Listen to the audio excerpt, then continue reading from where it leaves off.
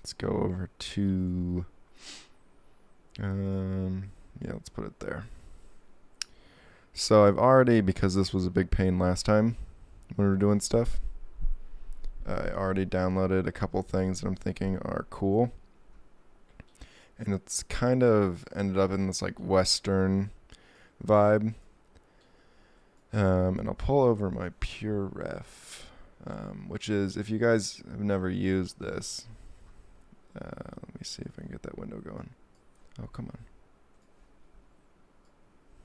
So this is Pure Ref, which is a cool little program that allows you to kind of lock a reference window on top of something. So if we go here and we lock this window, oh, it didn't work.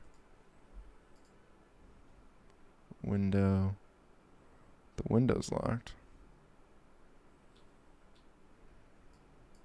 Oh, can't move it, that's what it means. How do I pin it to, oh, I haven't used this before, so Control-Shift-A. Always on top. Hey, thanks. So that's kind of the use case for this thing, which is cool. Do you use this much? This is like my first time using it. I've downloaded it and had it like sitting down here for forever. And I'm always like, I should actually use that for something. I always just kind of like default to like just opening up photos and like turning them on and off. But that feature that being able to like Control-Shift-A and lock something up there. Oh, come on. Always on top enabled. Yeah. And then being able to like look at your reference is super cool, and you can like double click. But obviously you know all that if you're a pro. But this is sort of the mood board that I pulled that is going to inspire the render that we do today. And the goal of it is that like I've always shied away from subsurface in Redshift because I'd never really looked into it that much. But I figured that it would be a fun little thing to tackle on stream, trying to do a render. So just kind of like these little guys. But I mean, these are all interior or like studios and like single point lights. But I think it'll be fun to put it outside. There's this like campfire, like bonfire. And I think this is a cool staging area. It'd be interesting, and we can just do it really quick. Just kind of start mocking it up. Have this like skull kind of in here.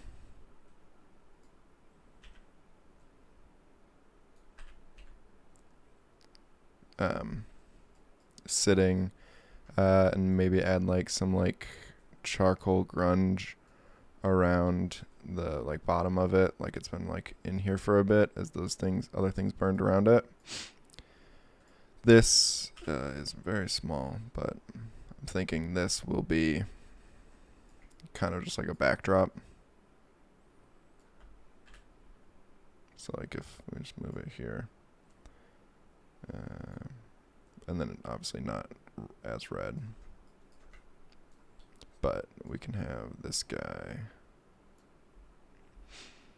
We'll line this all up and properly lay it out in a second. But so we'll have like our head here. I'm going to switch our aspect ratio to,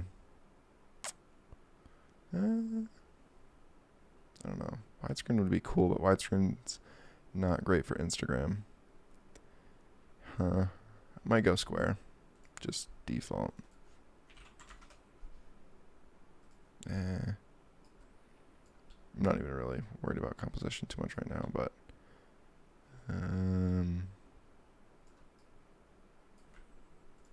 I would want to go widescreen with it. 804. Super wide? Nah. Let's go standard.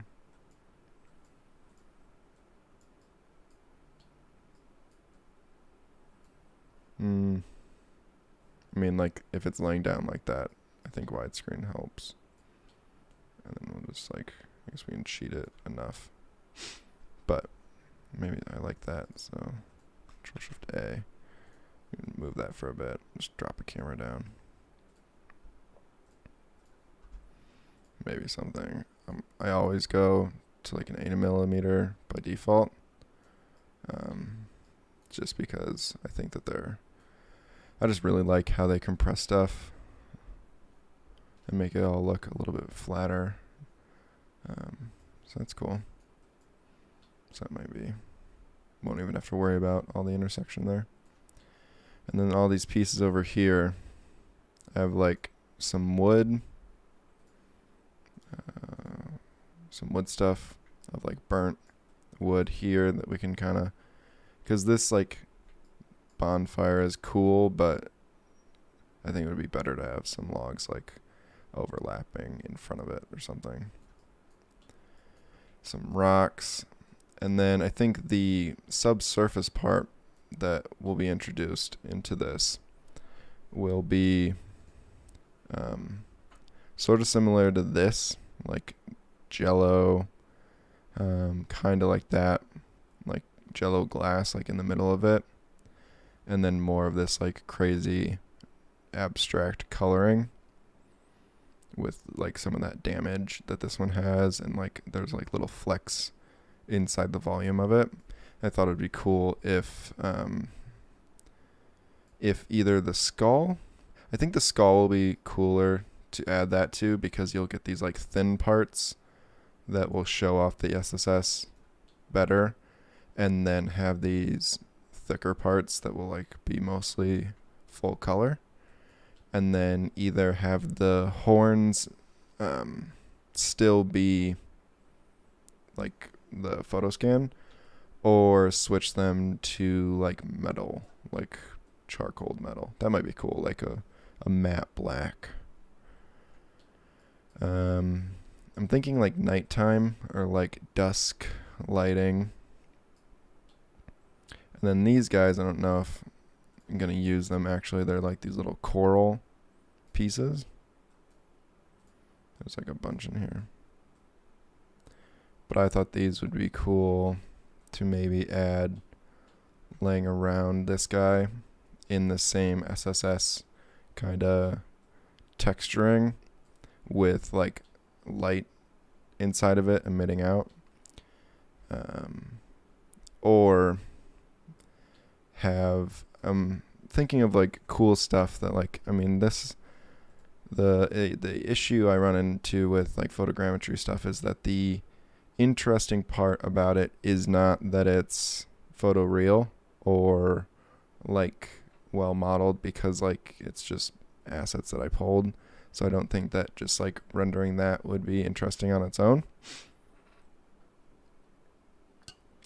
I think the cool part is where you can kind of play with the CG aspect of it and do stuff that would be really hard to do in the real world, like maybe stringing some like neon lights like over it or around the scene to like add interesting way to light it, or just like neon beams like stuck into the ground. I like doing that a couple times.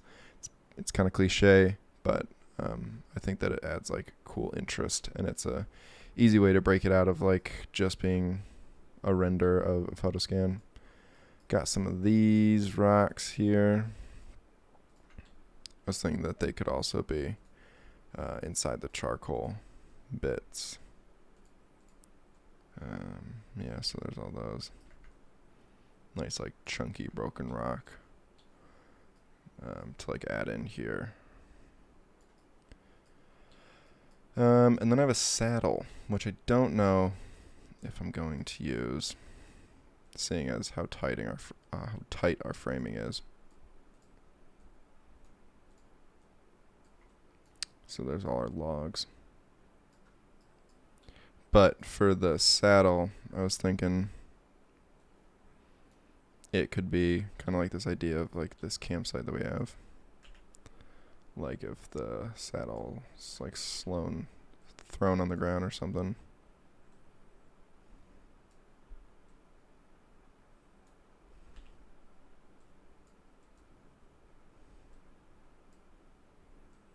What am I trying to do here?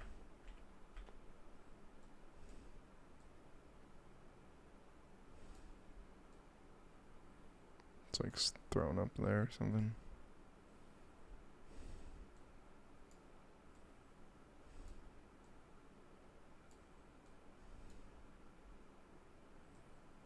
Just as like another like nod to something that's happening in the scene.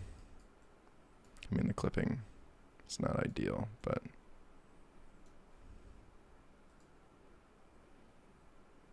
I think that would be interesting. This is like a background element.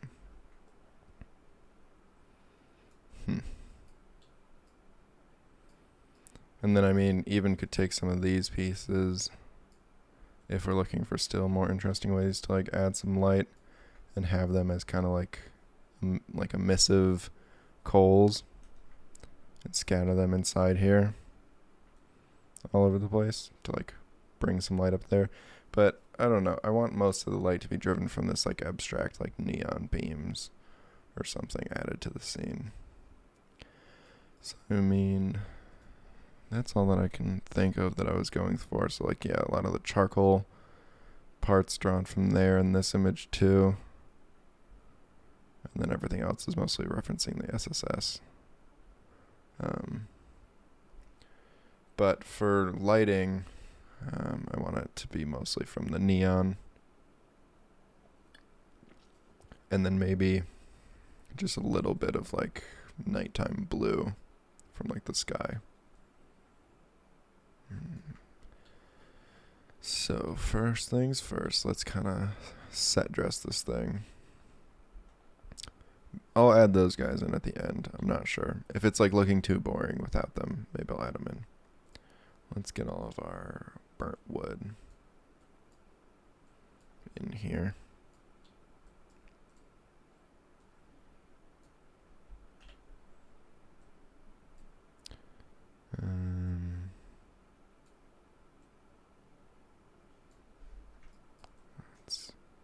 Just don't want it clipping too much.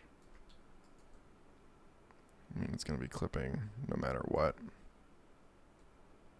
But let's get this guy out. Bring him down. Okay. Knock it back a bit. Bring it up. Guess we should focus on where that guy will be first. Come back a bit. Maybe up like that.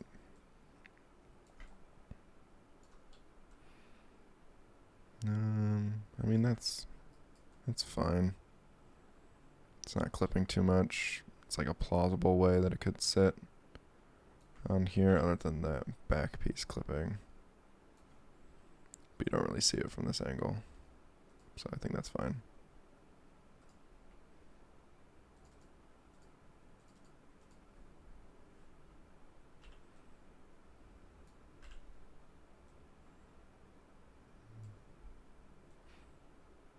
Don't want it to be blocking it too much, but I also want it to like have some purpose.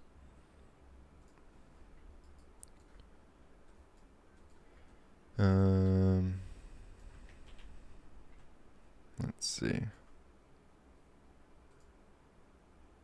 think that we could have this guy like angled this way. And then swing him in the back here.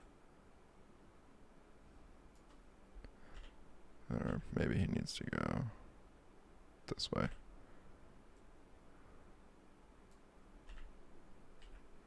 Then he's gonna rotate up.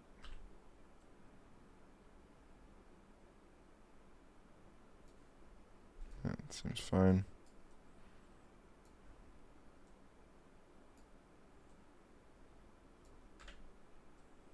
Get him to like lean on this log here. Oop, too much.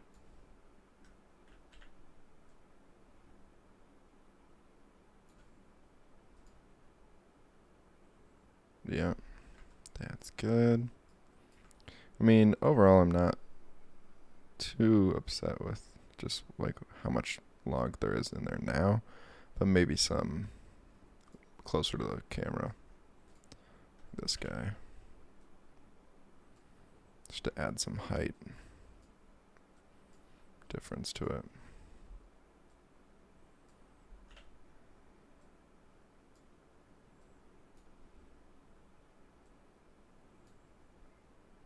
Maybe make him a little bit bigger.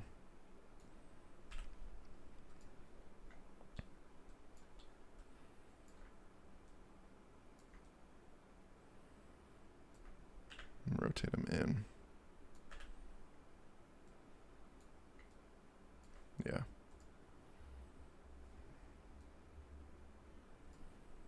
Yeah, that's good. Just trying to like give a nice frame to that. So the camera I'm going to be using is just like the standard Redshift camera. I think I'm liking this 80mm like focal length, just because it's like flattening it out and it's giving us like, it will give us a good amount of layers in like the fall off, but still allow a pretty shallow depth of field while keeping like this in focus, I'm hoping.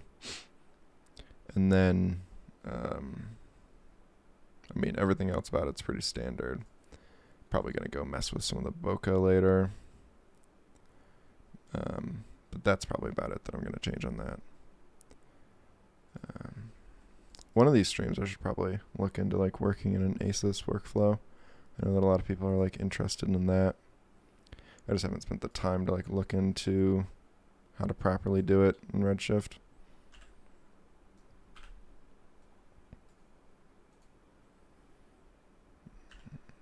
Let's get this guy down here.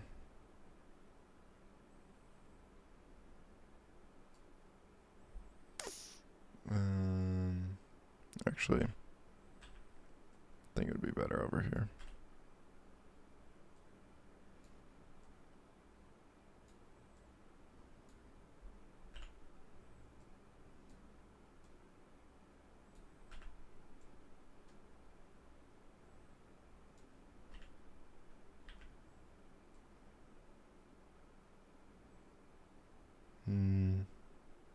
I don't want to like make too much of a circle, but maybe that would be the happy medium.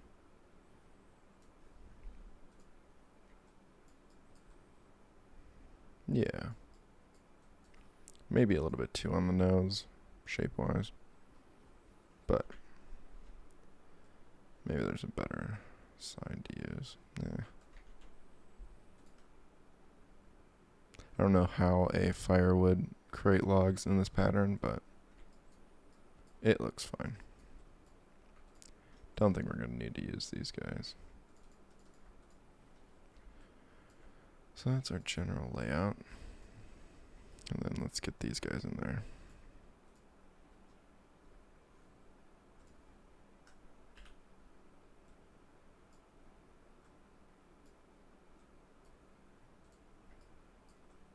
I think they can all come down in size.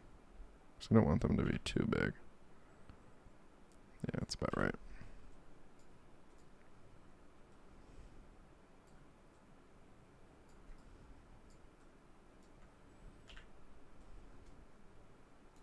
Just trying to get a non-flat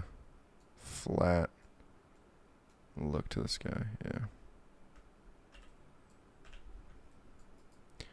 And then I'm just going to use these, like this ground is like pretty, like doesn't have a lot of detail in it. Like the scan doesn't. So I feel like scattering a couple of these guys around the base of here will help it out.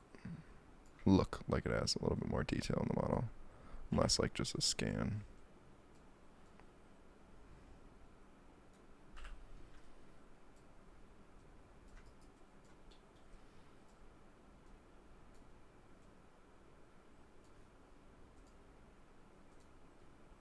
Yeah. Cool, cool. This one's like pretty bricky. I don't know how that's gonna look.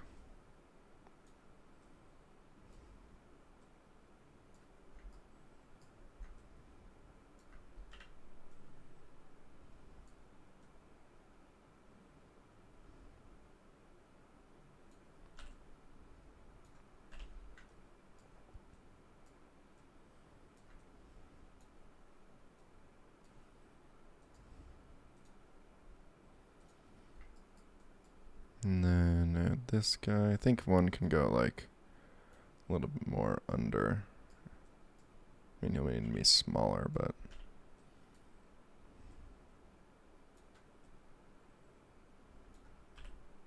go in here.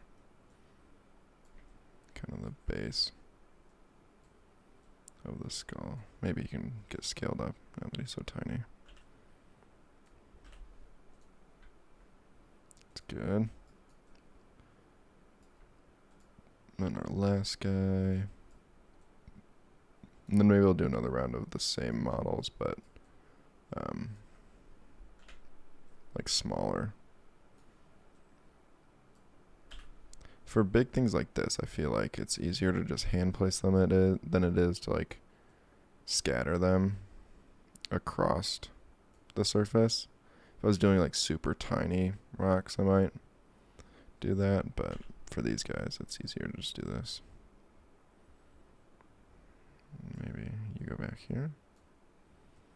So maybe we'll add it just back behind, tucked away.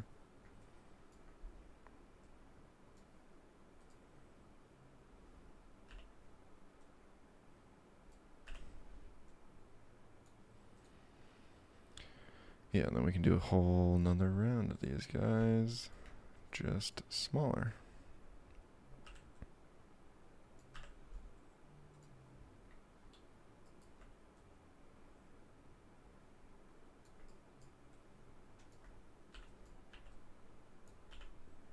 Let's flip you around, whole new asset.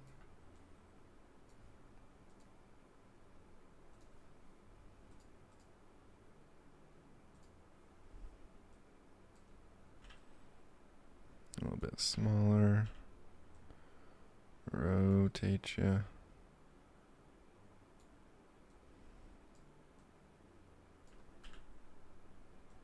Bring you up here.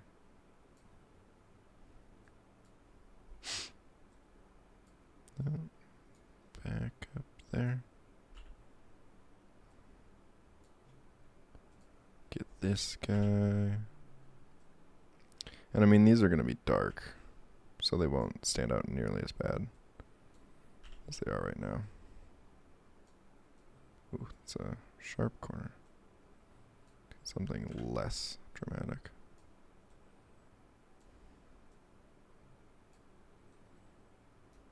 Okay. Don't think these guys. I think that's enough rock placed in.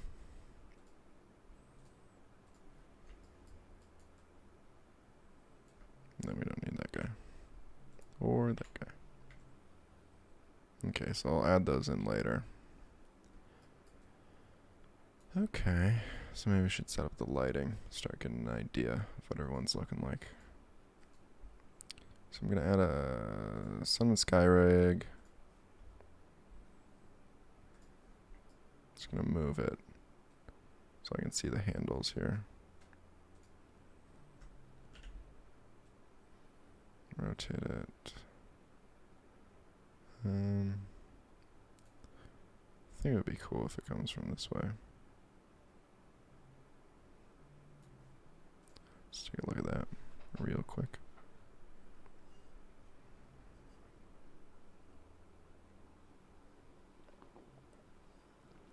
Perfect. Absolutely perfect. No. Going to want it to be nighttime. To cast like a blue over it.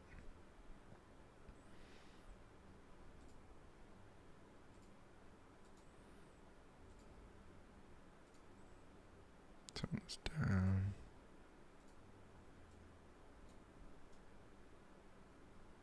Doesn't seem to be updating. The blue seems to be updating.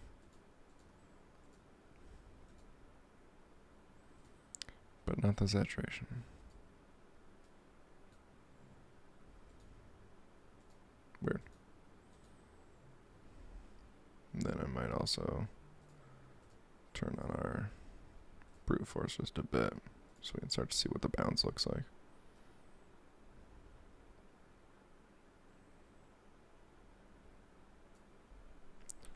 think that will look cool. And then it just needs to be turned way down. Yeah. Something nighttime like that. Just as a base, it's still pretty saturated.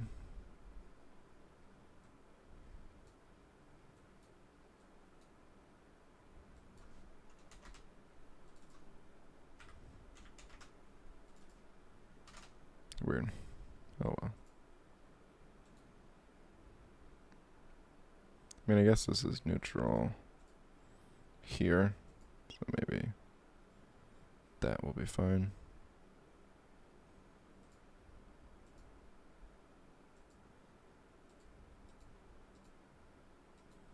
I want it to be pretty dark, so when we have like a incandescent object, it's fine, and like actually lights up the scene. I'm gonna actually take everybody here and move it to the center so that I stop having to pop out of that camera. I can actually bring this stuff down. Then I'm just gonna use this as a temporary like idea of like abstract neon lighting.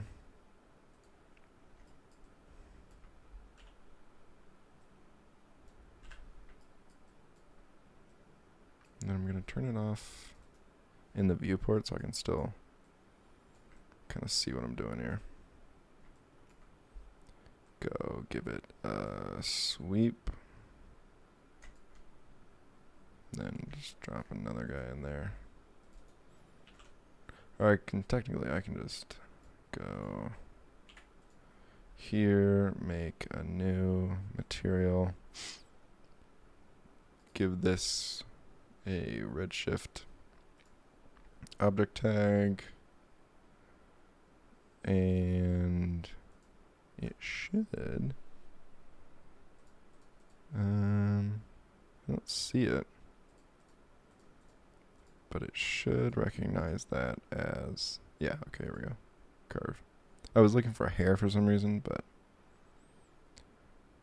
let's do it as cylinders. And you can start to see it render there. Gonna give it a little bit more definition. And then add the material. And then just get them incandescent.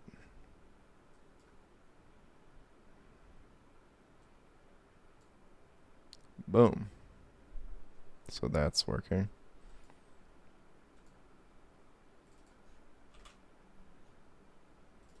Oh, that's the alpha. I want the intensity multiplier. Cool. So I don't think that we will be using this kind of thing, but yeah, I kind of want to, yeah. So you can see like the nighttime shift of the blue, but then we'll have a cool like neon light on top of it. Have like a nice cool color or something.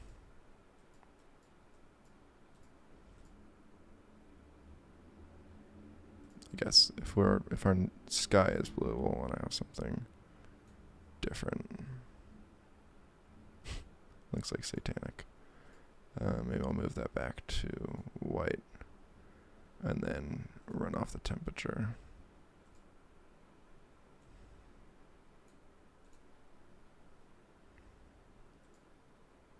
It's weird that the temperature color here in the incandescent material, you don't get the one that you can mix where it's like both of them. Kind of get like one or the other. But I don't think we'll go with temperature then. I think it needs to be something more like, kind of want to go green, but maybe white will be better. And we'll have the interesting part be the SSS material. Then I gotta figure out a cool way. I think like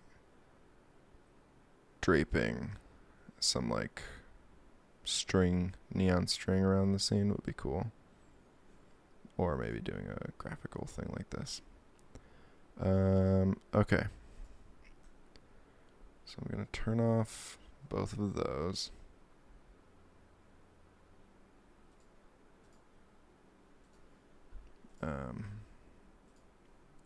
And then first thing I want to do is split out the skull from the horns, so we can texture them differently. And if I double click, everybody comes all at once.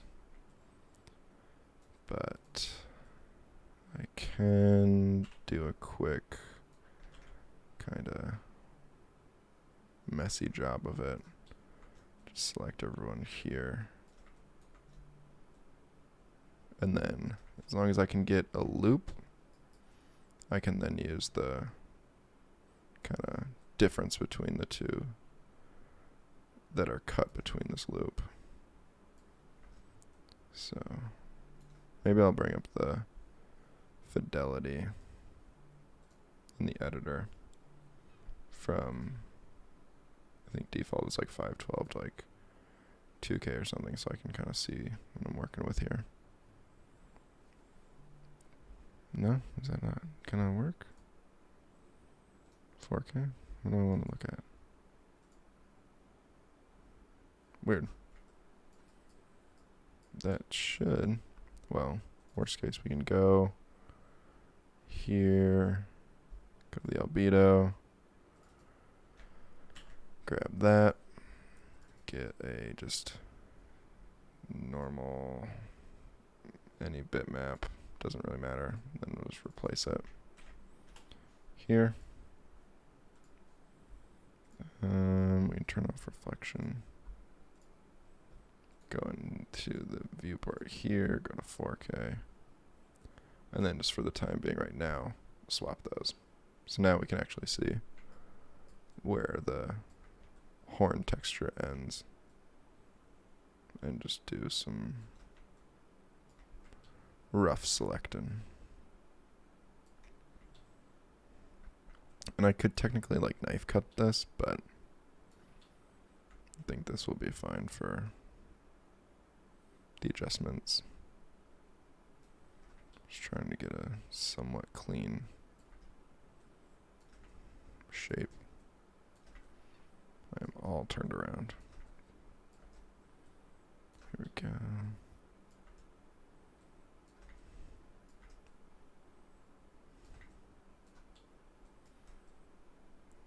That part.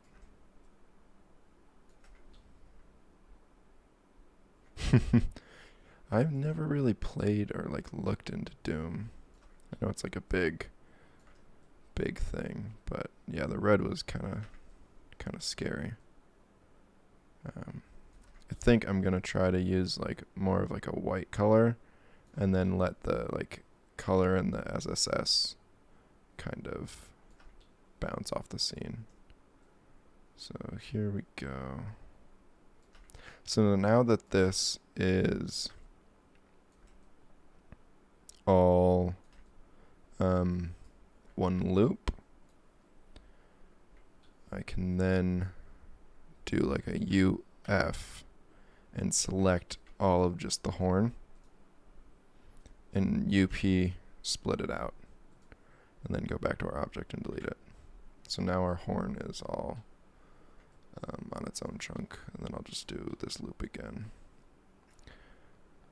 for this section.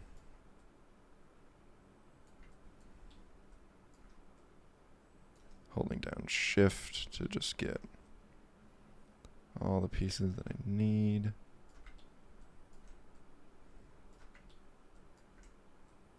Did anybody see the new R23 announcement for cinema? I'm just looking at this like really gross triangulated mesh, and they announced that there is like a effector that you just load things into, and it like instantly makes like a quad mesh out of it and retopo, and does like retopo better than their retopo node, which is cool. And they were like loading the volume builder into it and like getting a clean, not like typical volume mesher mesh out of it. It was crazy. Okay, let's get the rest of these guys. Probably don't need to be this detailed because a lot of this will be not even seen where this seam is.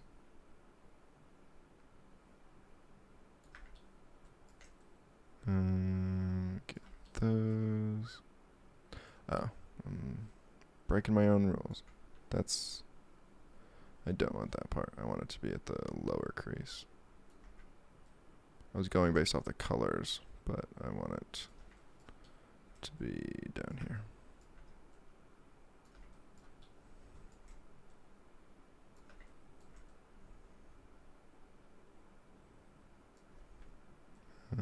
Yeah.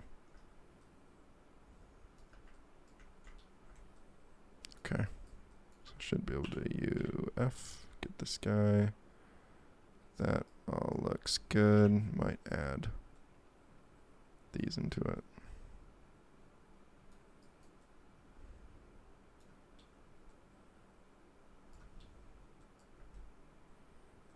Add some of these in there.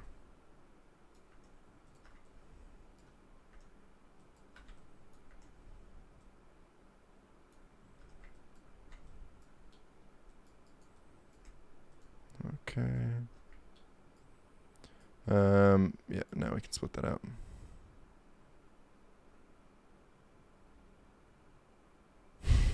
Big skull ball. It's funny. Why is it that almost all skull models are always tries? Big skull conspiracy. I mean, this is just, I would assume. It would be nice if some photogrammetry places took like the little extra amount of time to give you like one quadded version.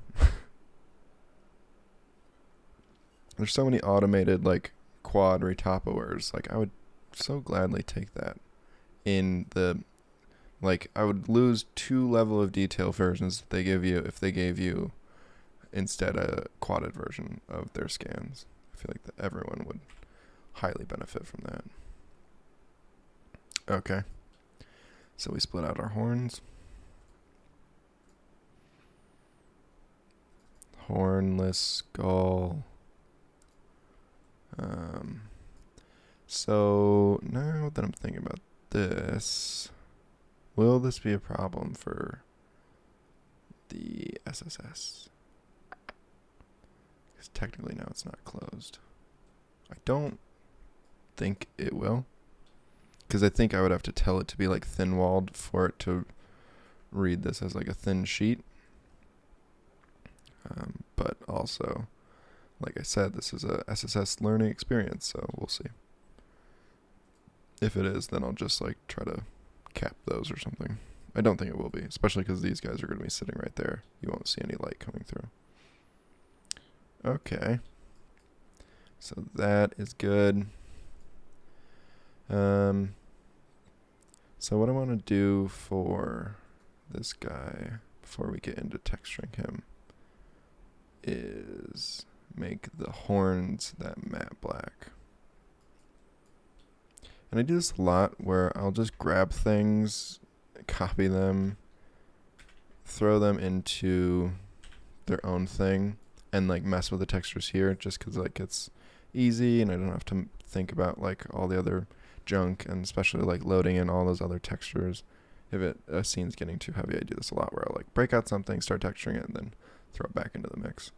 So for this one, I'm just going to get that dome light going and pull from the Maxime Ross interiors. That's normally what I do like quick texturing look dev with because they're really good. I mean, our scene is obviously going to be not anywhere near like a single light office, but I like to just texture things generally to make them look good there and not texture them to the scene until I get them in there, and then like I'll tweak it. But I think that texturing stuff directly in like your very specific scene based on that lighting, a lot of times if you're going for something that's like,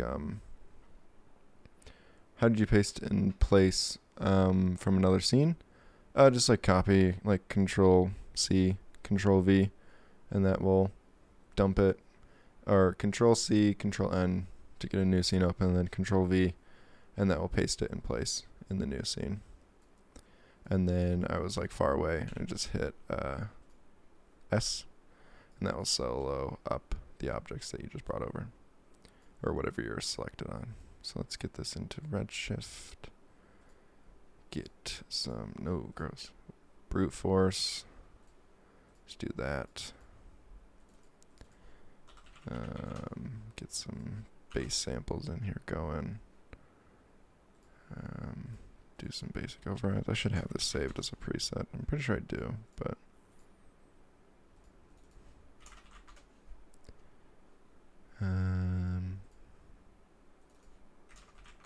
cool. So that will work. Kick it off. See what our horns are looking like. Gross. Why are they so reflective? Were they that reflective in the other scene? I don't feel like they were. Oh, I know why. Because that's not the right texture. That was the texture we were using to look at it split out. This is the Redshift texture that we want. Okay, let's grab that.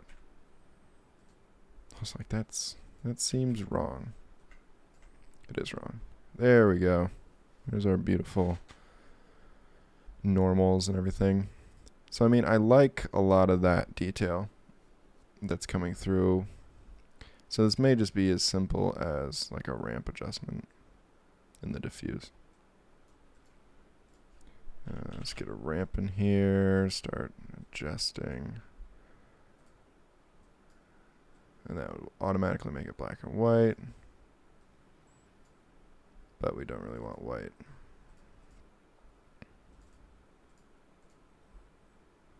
And then this is based off like the scan, but might go in here and start getting some different values. So the whites aren't like exactly mapped to what they were having. Then this should be not pure black. Okay. It's cool. Kind of like this part got charred, but the skull part didn't. Might make it a little bit more reflective. Get another ramp. Let's look at what their roughness is looking. It's almost all just pure white.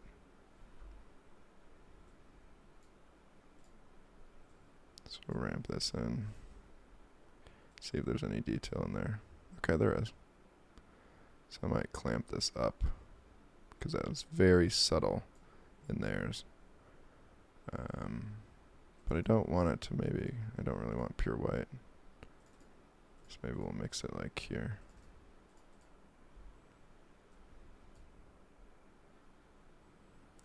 And then, alright, they run off metalness. So if we give it more here. Perfect. That's what we want. Now.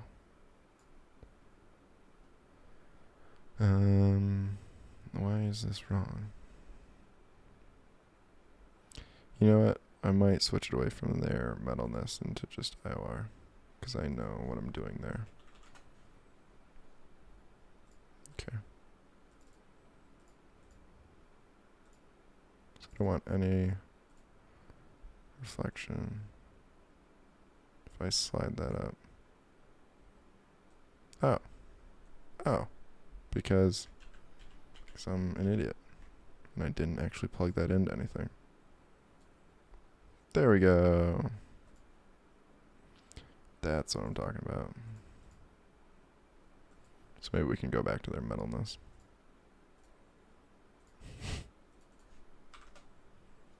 Okay. Now we're getting some action there. Up in the reflection. Up in the highlight. There we go. Okay. So I might bring this down. Bring the actual minimum up. But that's cool. I'm down with that.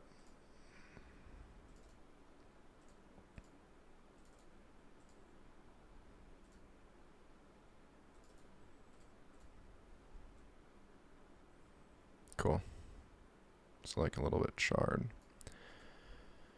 Okay. So those are done. Easy. So, I mean, I think this is a cool look, but then the other alternative that I was going to maybe go with, so I'm just going to pull that. If you hold Alt, or no, Control, and I just do that to kind of like save this state, but this one is still applied instead of having to like swap them out. It might be cool if this were actually more metal. Just like a, not that metal though. Goodness.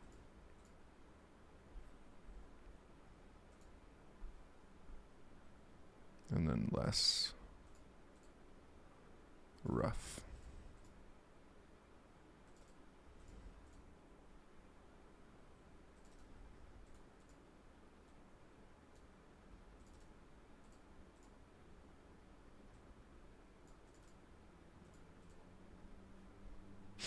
Okay. So that also might be cool. So I'll bring them both over.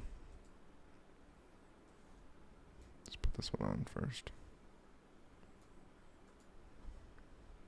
So these will be our horns. Copy, and then bring it back, get rid of these guys. Then paste. Cool. And then I'll take our skull, copy that guy, bring it into this scene, and paste it. I'm going to drop a floor down. So I find it's helpful when doing SSS stuff to have a floor. And then sometimes a like beam through your object to sort of tell how your inside volume is working. And these are just things I like to do. They're not like a scientific thing or anything. So right now, nothing. And it'll be interesting to see what parts of this I can keep. Because I don't really want, I mean, the roughness maybe, like tone down. But I want to add like scratches and like flex to make it feel a little bit closer to some of this stuff that's happening in there. So if we go back, I think I had some imperfections I loaded in. Some like scratched stuff here. Bring those over. And then just pull out the maps here for those. And here's our RAM. Get rid of these guys. Just gonna drop that imperfection or not. Get this guy. Paste him up there. Get the scratches. Copy. Paste. Cool. Then we can load a texture from the in assets, textures, imperfections.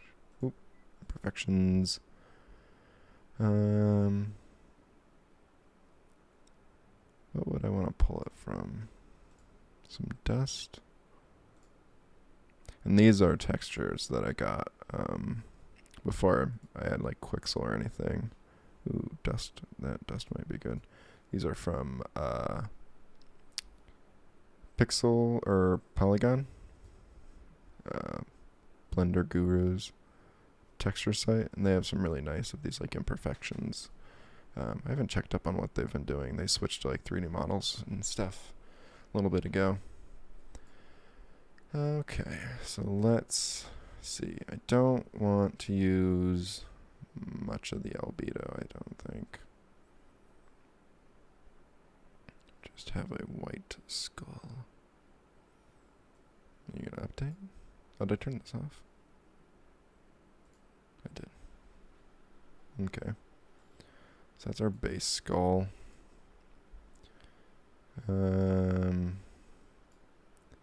Gonna change this to IOR and put it like 4:1, which is like close to plastics. Right now I'm gonna unplug roughness and gonna turn it into glass essentially. And subsurface, the way I understand this, is your absorption scale. The higher it is, the denser your subsurface scatter is. So the less light can go through it. So like now it's really low. It's like glass. If we change this to like green,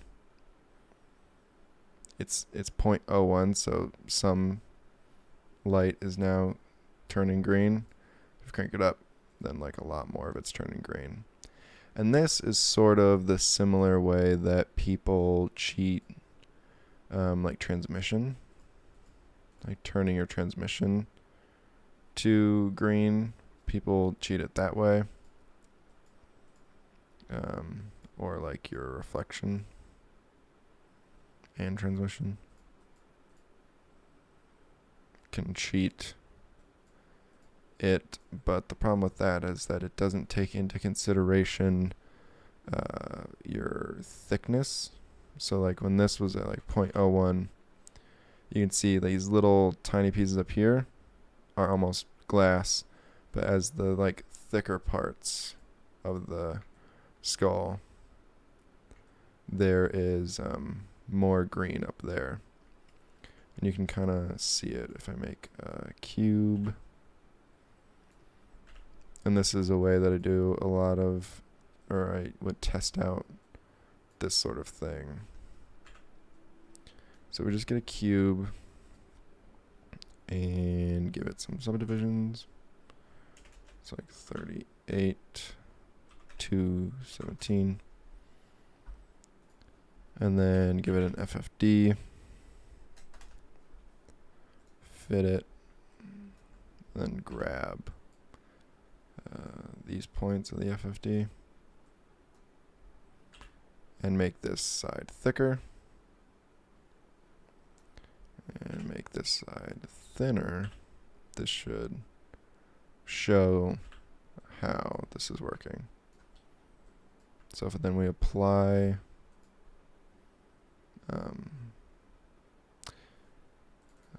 turn off the normals,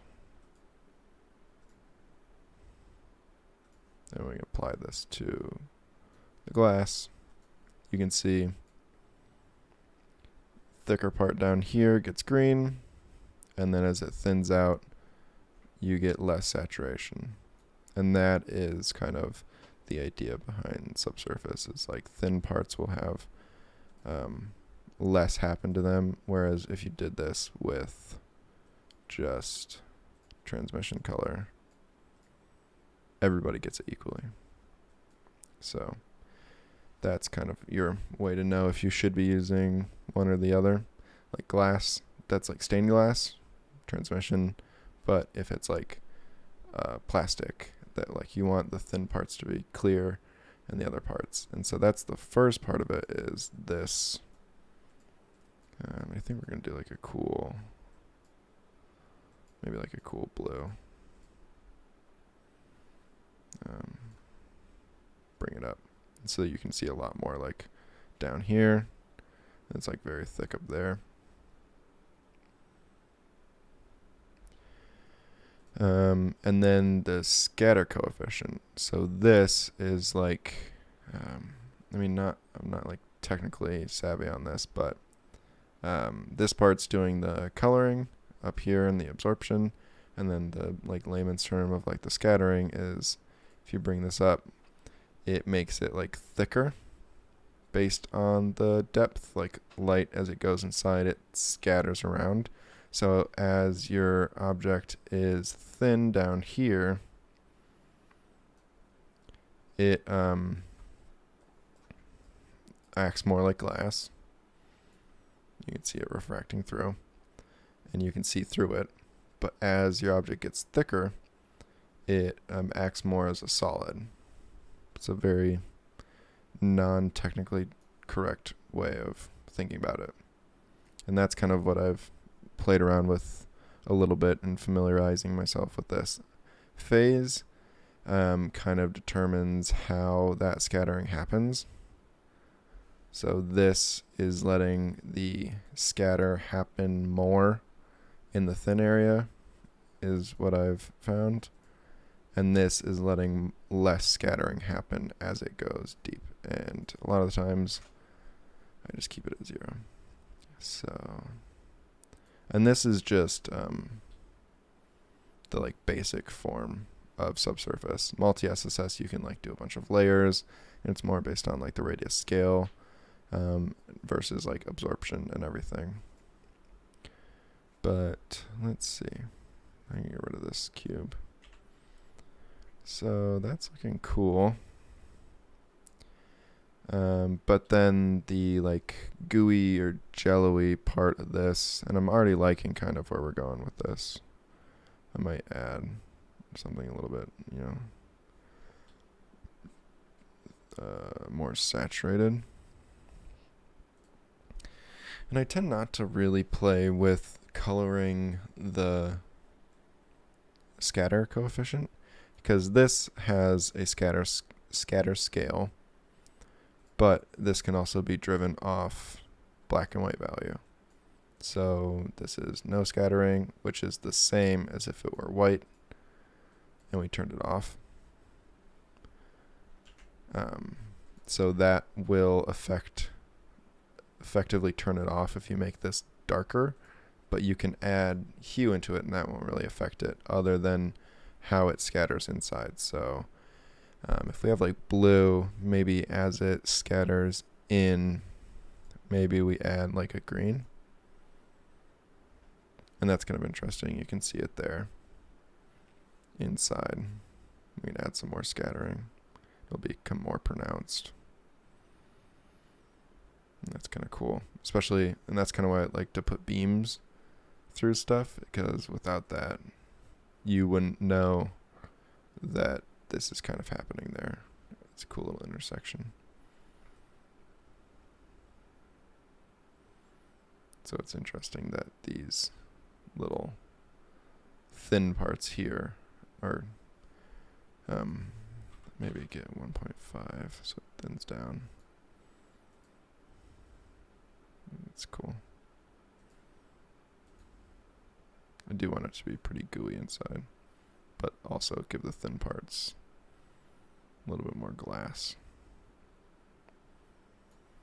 But if we did like purple, it'd get kind of crazy, and you're getting like that complementary between the two. That's pretty cool.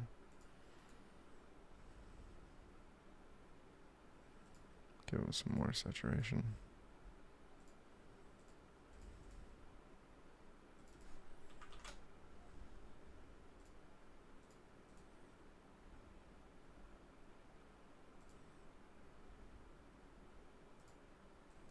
So if we go like crazy full red, it gets like wacky. But I like it a little bit more subtle. Not sure how I'm feeling about blue. Green is pretty cool. And then, I mean, I think the thing that really sells it is adding in the, like, your just roughness map.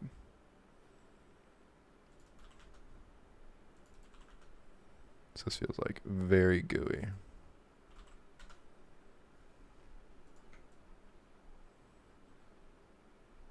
some nice SSS.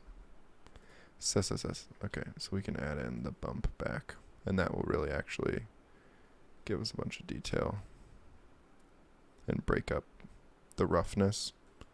So maybe we can bring that down. I guess I could run it off a ramp of that.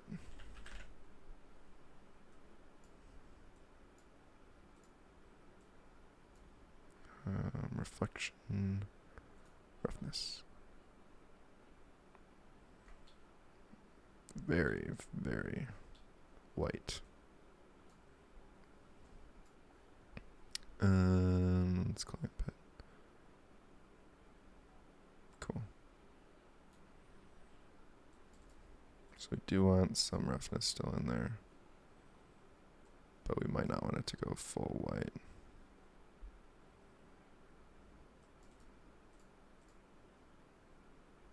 Tone that down. That's looking nice. Okay, I'm okay with that. And then when I brought this like flex in here, so if we map that across this, it's gonna be all messed up. Oh, it's actually not too bad. I thought it'd be way more stretched out, but I guess not, because it is UV unmapped, so that's a nice thing about Quixel stuff. So these little flecks, I think, would be cool to drive the scatter scale with, and add a ramp to it. Be able to control it a little bit better. So go to sub surface. Scatter amount. Is that what I want?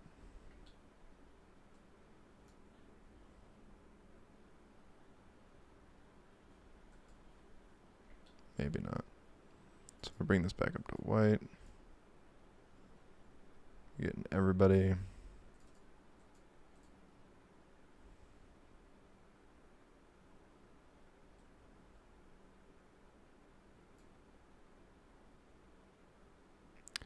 Okay, you can kind of start to see what it's doing.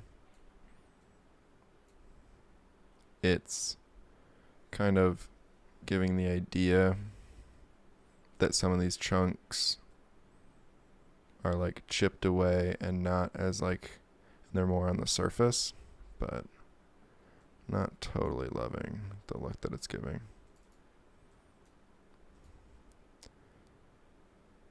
So maybe ditch that idea. Could go and like take this scatter and drive like the transmittance color. So copy that color. Can I just paste it? No. Okay. So I'm gonna have to go here. Material, Redshift material. Just gonna lock this, go to our ramp, and then just color pick it.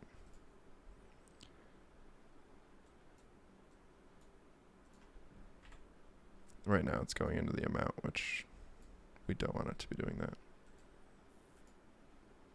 We want it to be going into the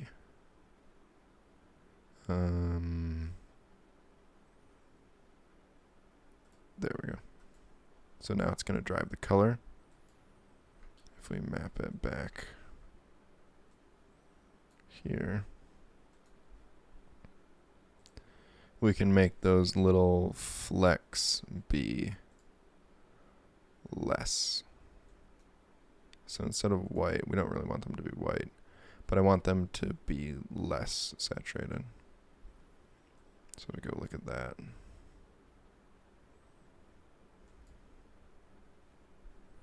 Should start to be able to see some of these guys. Yeah, you can kind of see it in there a little bit. but I think it looks better. Like, maybe we make them dark. Like there's little flecks of something. Ooh, that's kind of cool. So it's still like pretty green, but they're like darker. It's kind of cool. It's a very subtle effect.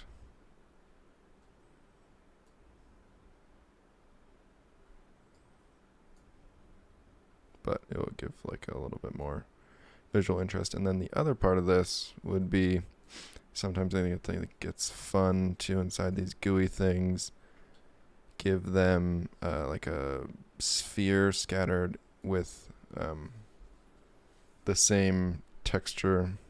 I guess we'll have to make a new one because it won't use any of this roughness or bump, or I guess any of it other than just that. And then we scatter these. That's funny. Make it really small.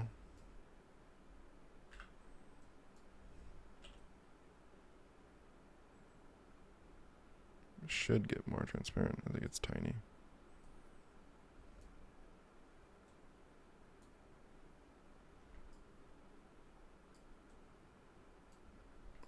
Scatter those inside of this.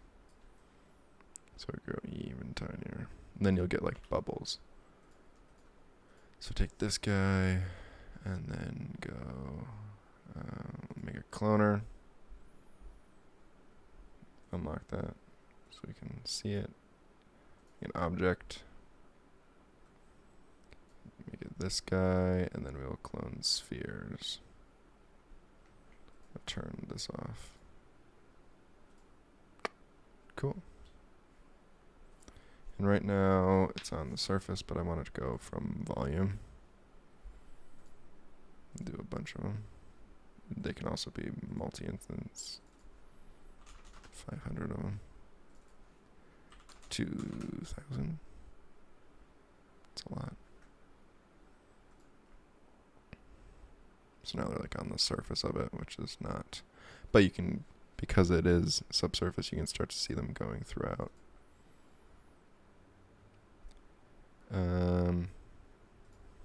Okay, so we need to give them a random,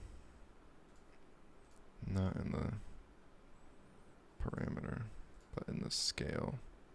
Oh, instead of, I mean, they should have a random scale.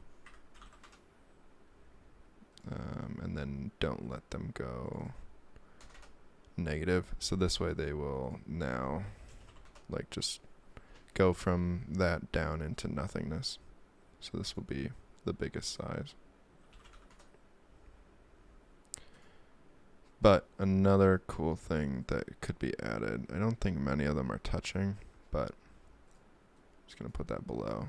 Just go to the, I'll just add a push apart after it. Know that it's 0.25, so we can start there. See if that's doing anything. Okay, so some of them are getting intersected, so we can go point and then just times 1.5 and then do a scale part. So that will shrink them again. Anybody that's touching, do like 40 iterations. Okay, so those are all happening. Cool. So now you'll get these like cool inside bubbles and stuff that you can see. To get them to not be on the surface, what could I do? I guess I could take this guy, make a duplicate of it, go into here, select all of it, normal scale, see if that will work. So this will kind of move every polygon in based off its like normal direction versus like a group scale would just go in. But if we turn this guy on and see if we can do a normal scale.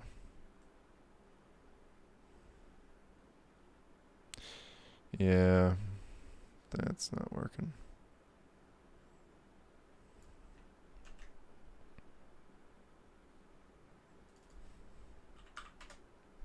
Yeah, everybody's moving in. Worked in some areas, but not everywhere. I guess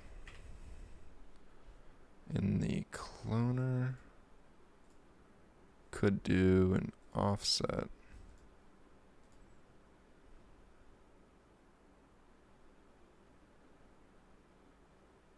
But now that just shifts them all because they don't have a normal direction because it's just based on volume.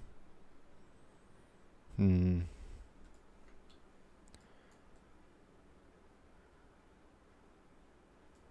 mean, what's another thing I could do? Could make a Mograph Selection. Grab this. And then just start selecting anybody. And can these be driven by fields? They can. Okay. So if we say use fields for our Mograph selection, and then we add in this object, it's going to select everybody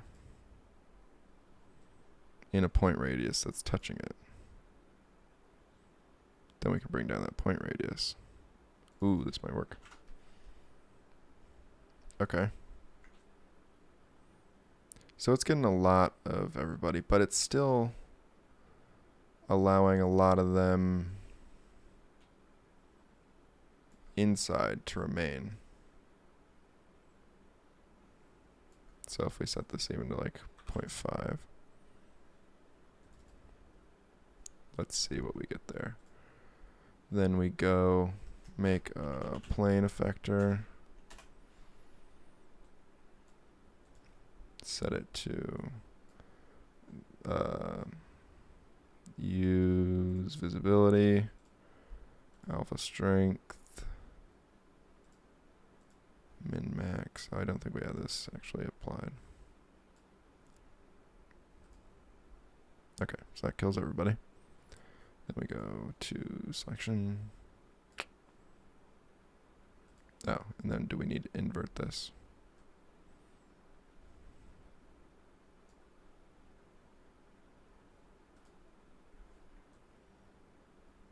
Did that kill everyone inside? Okay. So maybe we don't need to invert it. Oh, just maybe it needs to be back to 1. Okay. Oh, still got a little bit sneaky ones there. Couple down there. So I'll just keep sliding this up until we get rid of everybody.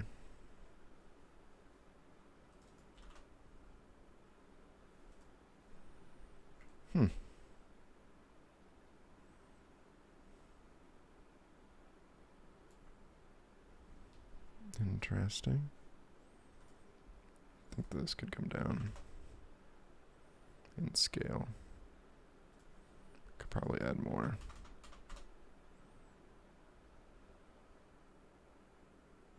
That may be too many for it. So that's a lot going on in there. Oh, and then we just have a couple peeking out. That's pretty cool. Interesting. I think that's a cool look. So now if you look inside here, you should be able to see some. Yeah. Cool. So that's a way to add bubbles inside of your SSS. And with fields, it's now procedural. So now I gotta do like the light test. So if we give this guy a incandescent material, I just want to see how much it glows through it.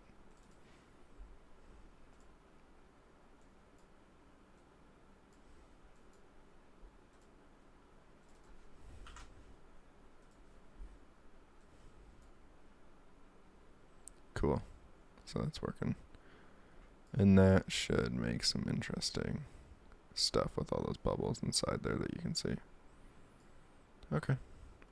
Cool. And then backlit. It's glowing. Cool. So I'll take this guy and these guys, add them all into a null. Call it skull. Copy this. Turn off our viewer. Bring it back into this scene. Cool.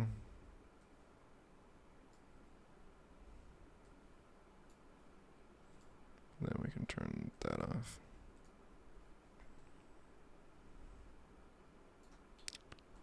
Well, now why are all these spheres back? Something break?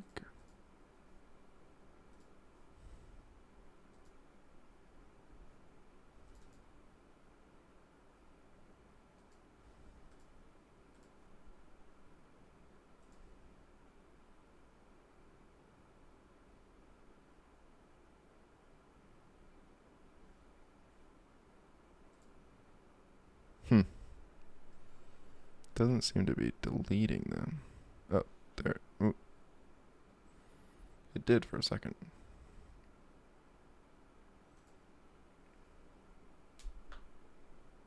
So it deletes them. Then they come back. No. Okay. Weird. That was an odd glitch. So I got these guys all set up. And I mean, the only thing left that I really wanted to do was set up the stringy lights. I think the easiest way to do that is go top down and just start kind of sketching them on here. So I want them to kind of like still be like laid around and stuff.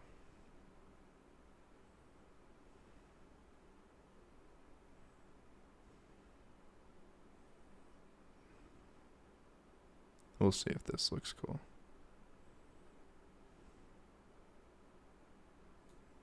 Okay.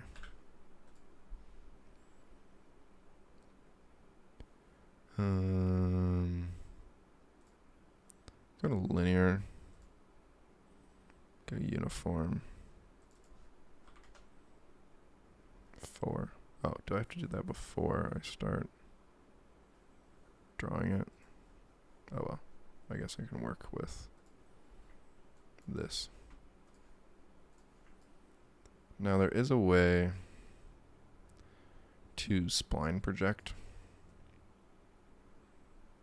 I don't know if it will work very well because of how low res this is.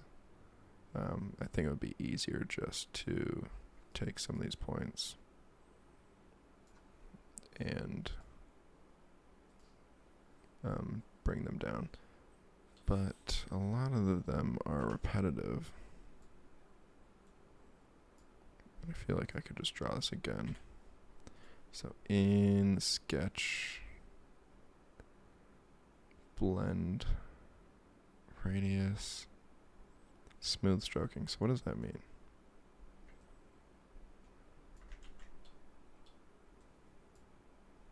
How many points does that make?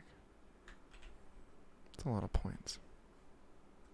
I would love it to not make that many.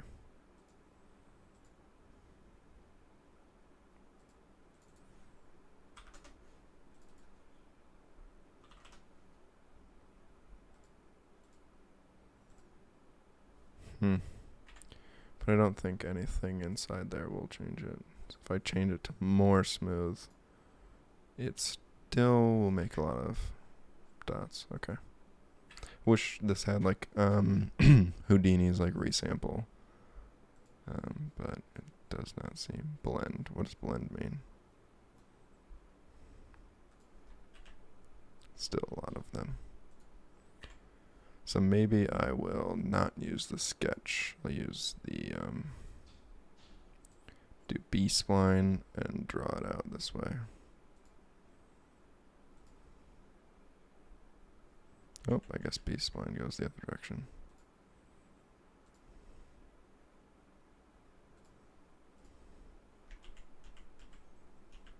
I guess I'll do linear. Okay, that'll work. So I'll just draw some rough shape.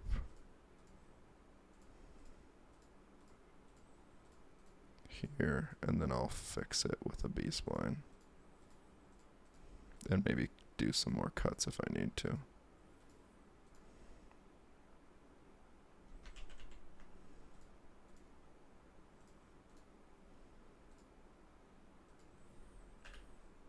Okay.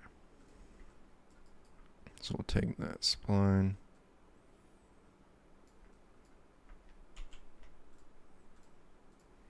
Take that spline. Bring it up. Switch it over to B-spline now. So we got this like same thing as what we were kind of drawing before. And then I'll just start placing these guys down. I might do it with thickness on so I can kind of tell where they intersect. So I might add this into a sweep and then add into that sweep a circle. Get pretty small. But there we go. This guy will start up here. And then I wonder what is there a hotkey for like the next point in the order? Move down sequence, move up sequence. Nope, that is wrong.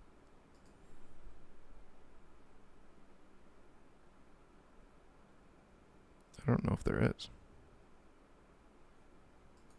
I think I'll just have to, because like maybe there is.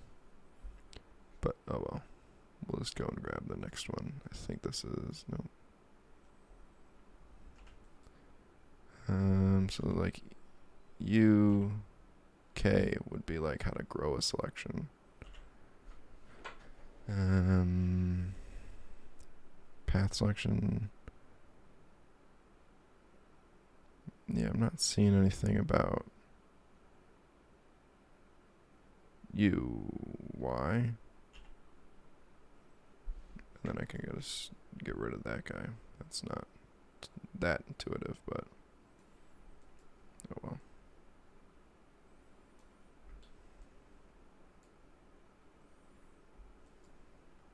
UI. Get rid of this guy. And get rid of that guy.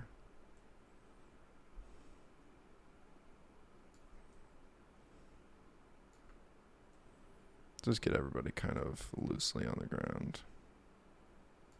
Then I can fix it later. That'd be kind of cool if it went under there.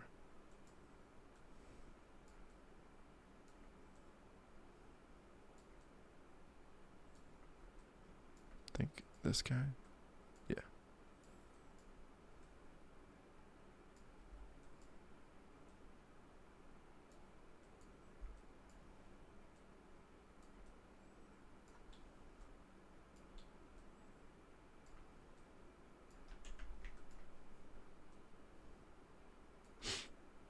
So Y, get rid of everyone here, bring it down.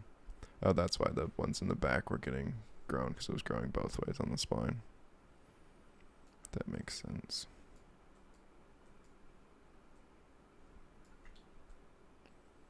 So there are faster ways to do this. Just grab everybody there. UY again. Get rid of everybody. Bring it back down.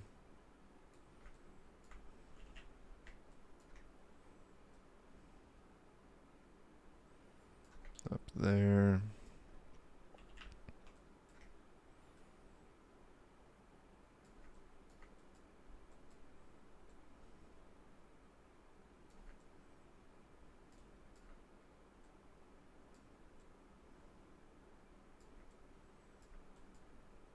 Cool.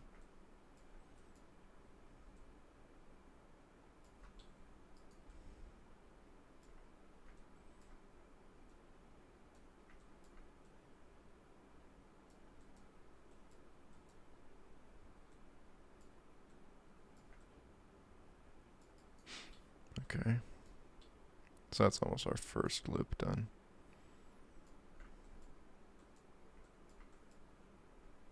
UI, get rid of these two.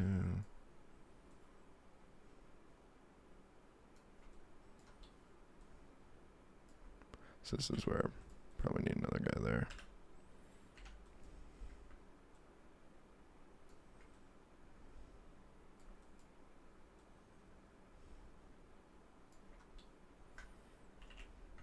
This is a bit tedious, but I think it will look cool.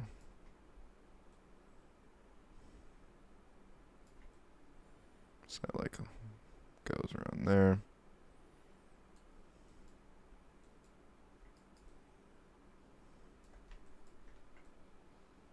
What is it? Where did that guy go? How is that guy so far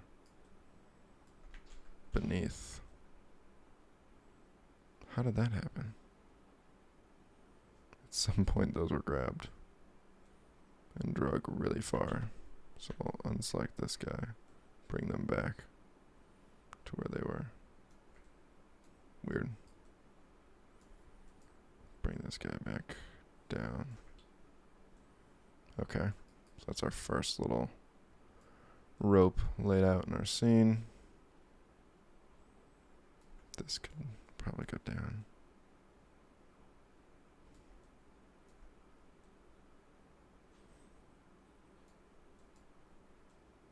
Go up a little bit. This is why I like working with B-splines, is they're very forgiving and like giving you these. Like I would rather work with that than I would with the two like anchor points a lot of the time. And it looks a bit more organic in the way you lay it out. So now we got two more ropes. Maybe interesting. I feel like spirals up, but I kind of like the effect of like it being draped down. So there is this guy right here. And then UY. Get rid of these two.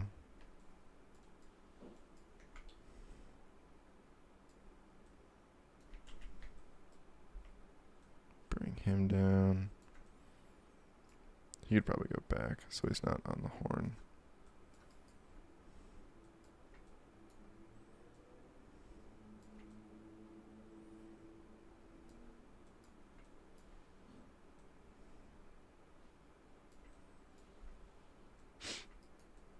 Bring these down.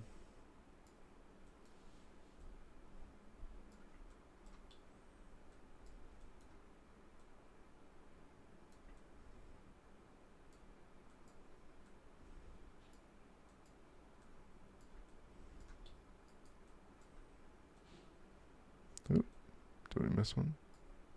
This guy.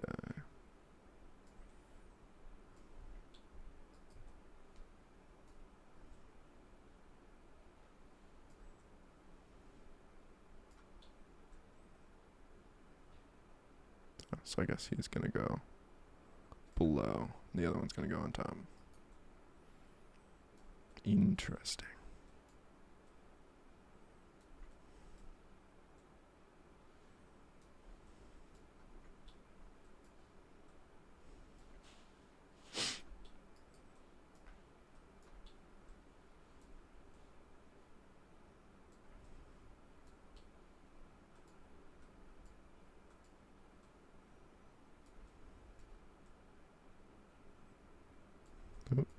Got 2 of them there.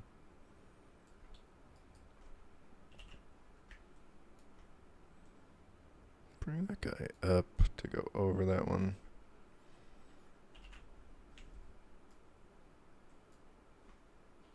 This guy down.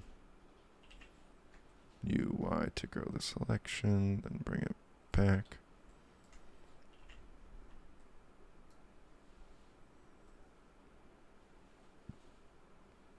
This can go probably a little bit wider. It can also go wider, so it's not clipping that rock.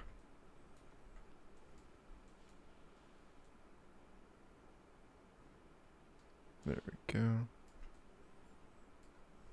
So it's kind of like laying into it.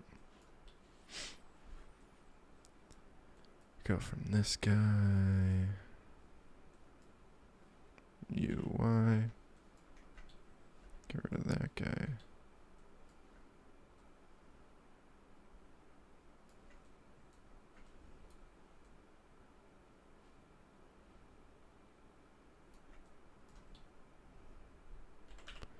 MK cut there. Take this guy and slide it up.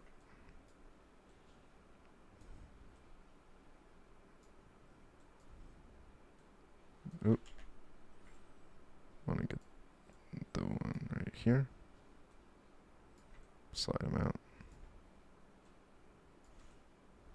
There we go.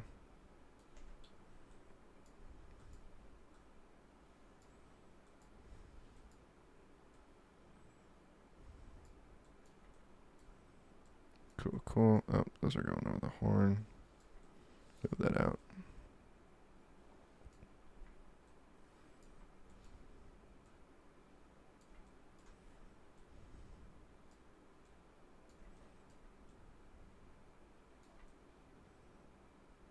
Okay, that's looking good.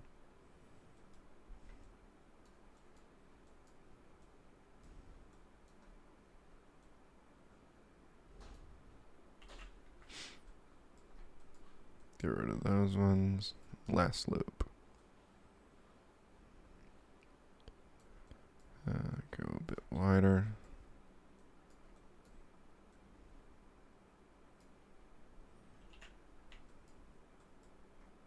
Bring this guy up. The back won't really be even seen that much, so don't need to worry about it.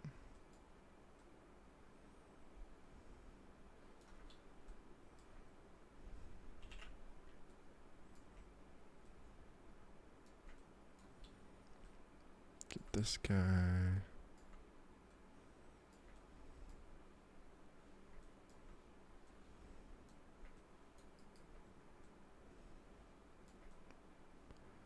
Cool. Bring this guy down.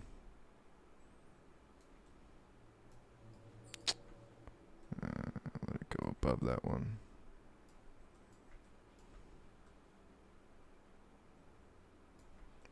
And above that one.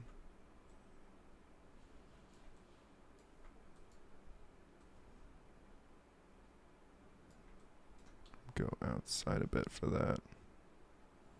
Or I could cross over.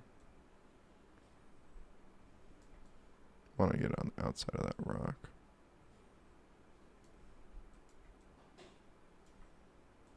And then this could loop even like further back. Go around that log and below.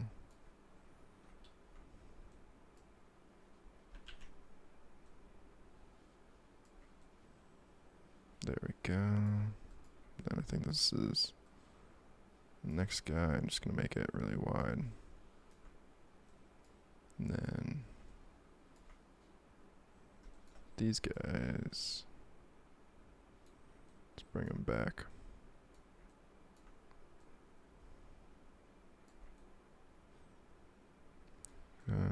This guy can come down.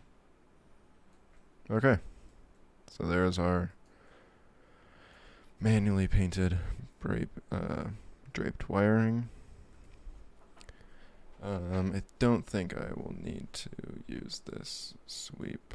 I'll just do it with the Redshift. Well, I mean, I already did it to that scale, so might as well. Doesn't really change it. Don't save much in the computing. So go give it the illumination. Save the scene. Kick off that render. See what that's looking like.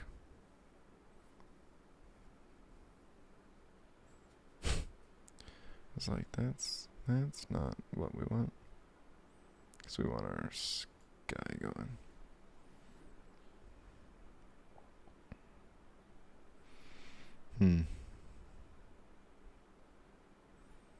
So go turn on some bloom.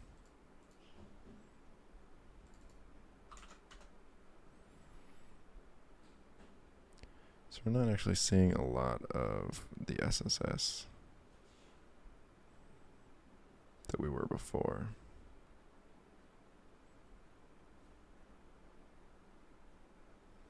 I mean, there is a bit in there, so maybe if we turn this up, we'll see more of it, but I don't know if that's going to get too overpowering.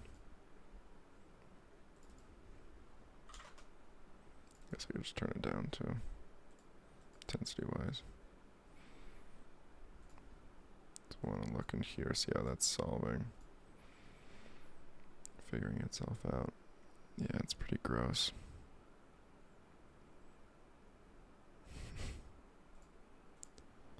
So what can we do to fix this?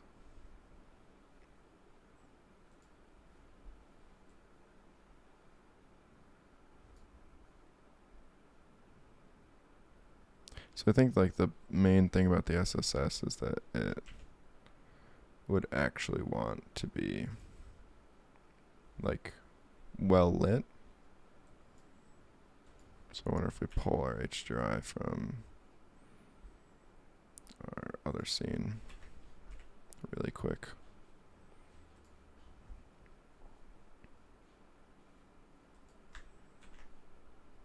Drop it in. See what we're going to start to get. I'm liking that.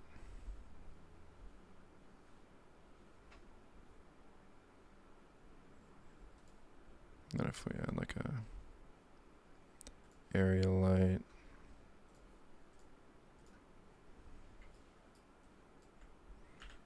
like a harsh directional light.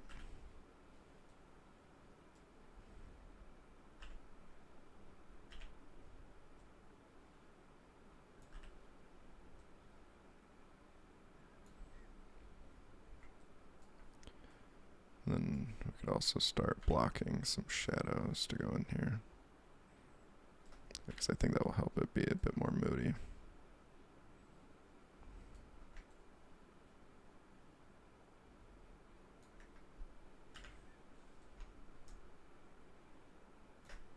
Just gonna build out some walling.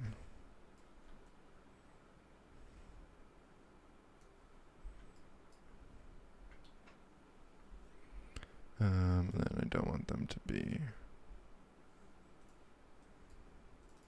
all white. Bring down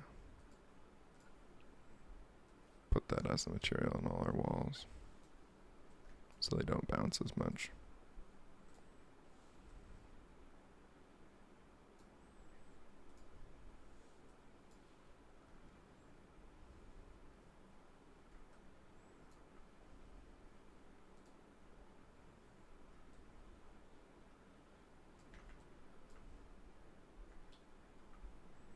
Let's drop it and see what that's looking like. So this card's got to go back.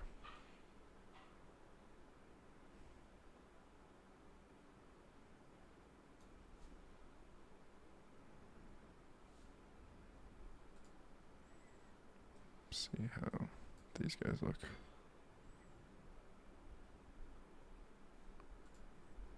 Saddle is interesting, but I also I forgot that the red rock I wanted to change.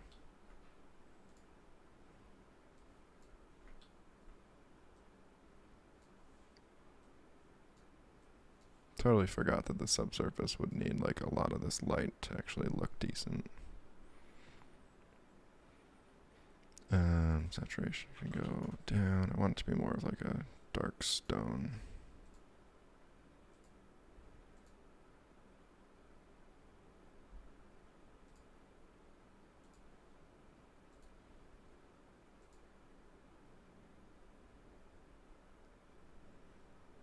Then we can change the hue so we get some of that red out of there.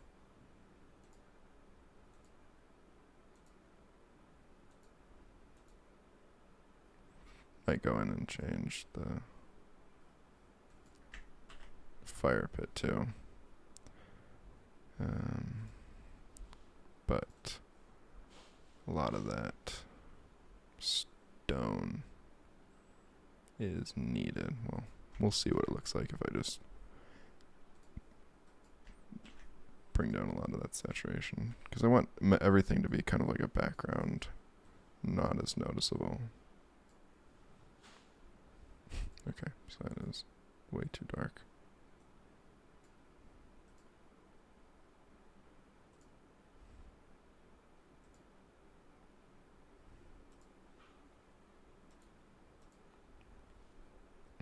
Oh, and then all of these guys also need to be darkened.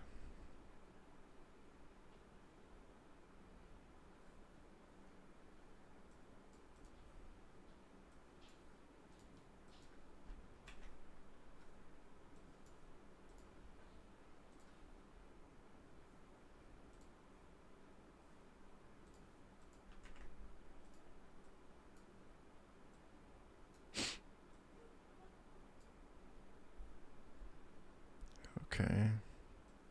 How's that looking? Those are too dark.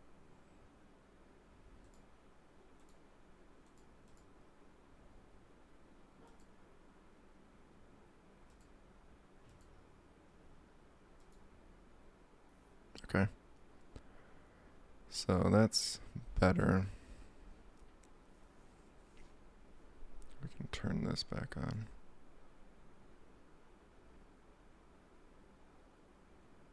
Might want it to be thinner.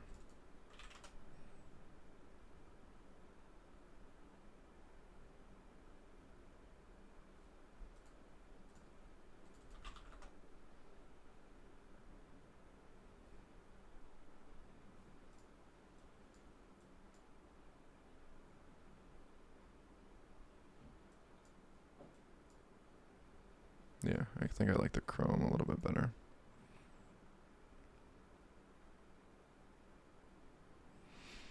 Not sure how I feel about our ropes. Might go and swap that out for like a beam.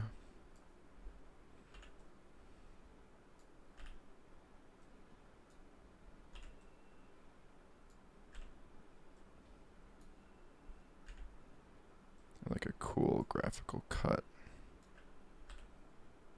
I don't know if I want it to go through the skull, but maybe.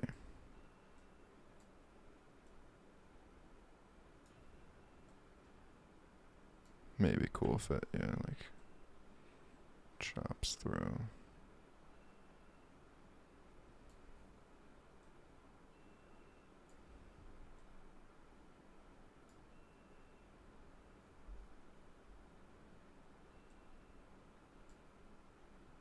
Yeah, that might be cool. Go bring this guy up.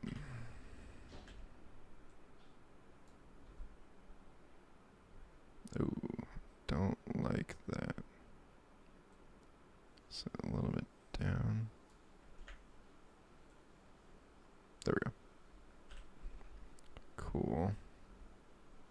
Does that go through both eyes or just one? Just one eye. Okay, that's fine. It's like right through the forehead there.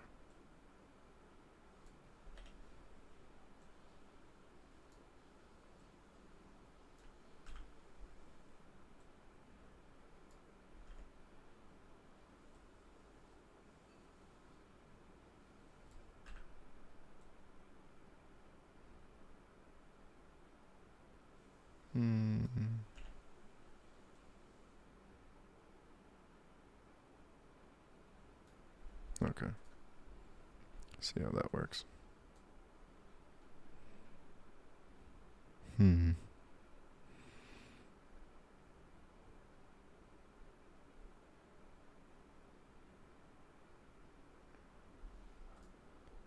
Turn down the dome.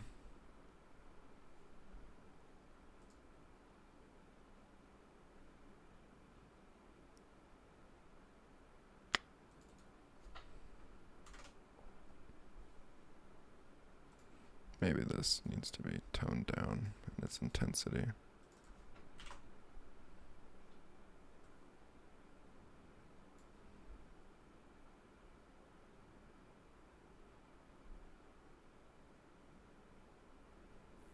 I don't know, maybe it doesn't need like a neon section. Maybe I just need to play more with the lighting of it. So if we get rid of this light, what do we... It's like very dark.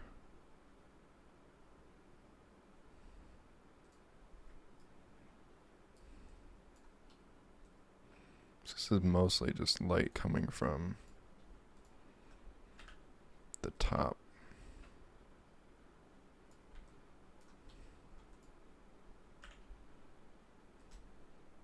Ooh.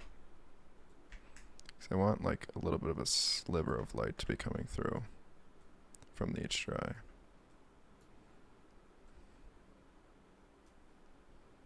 So right now, this is all lighting based off that one area light. Right. But then if I start sliding one of these, this one maybe.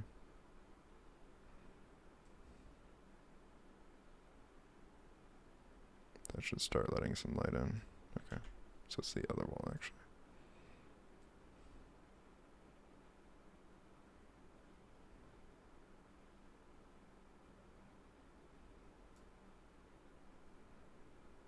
Okay, so I'm liking that.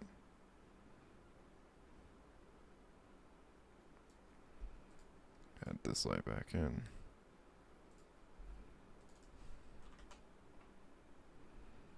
Maybe 2 there.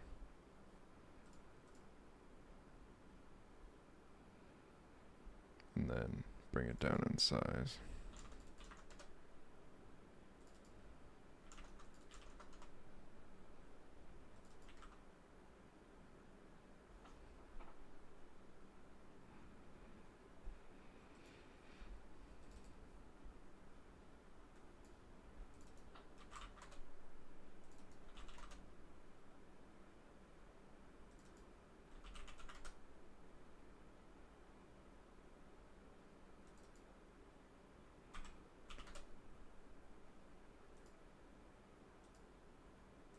I guess we could just bring the levels down. Could probably do that with the fireplace too, instead of clamping its gamma so hard.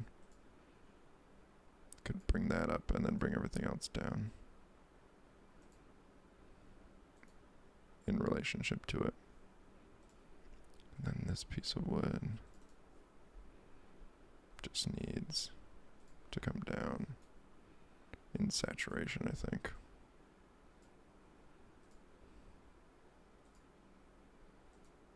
Oh, that's level.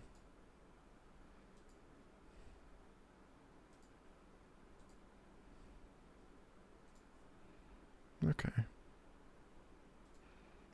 I think that this guy, I'm also just going to make everybody black and white.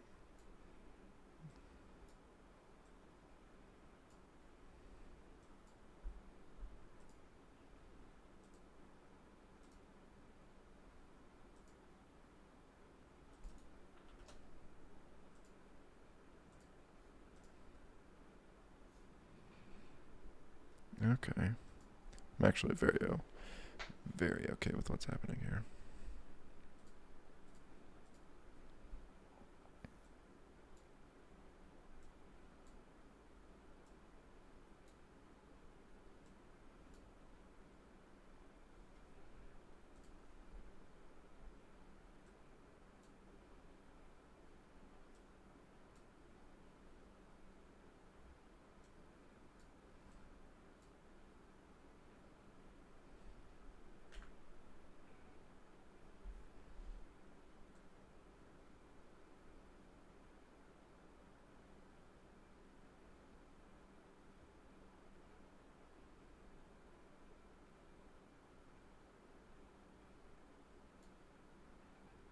Okay, that's cool.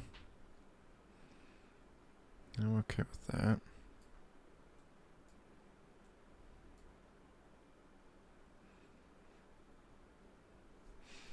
I'm trying to think of what else I would like to do. I think I could also punch in a little bit. Bring it up.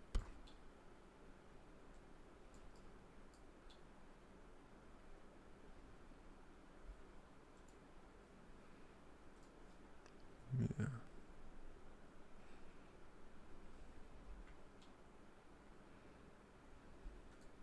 What if the bulbs were actually lights? Would that look totally crazy?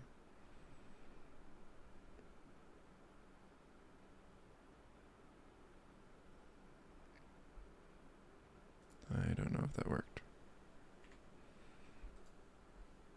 Did that work?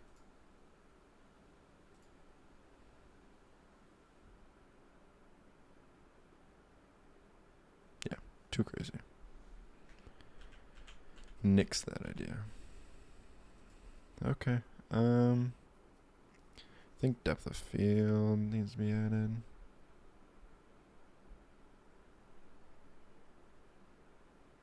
Oh, sorry, I wasn't paying attention. The scene looks like it's still bright out. You're still going for a night look.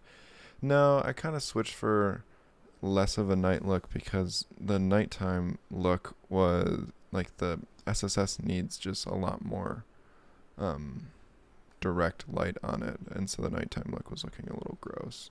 So if we switch off the dome light and bring back this and tear down some of the walls that I built.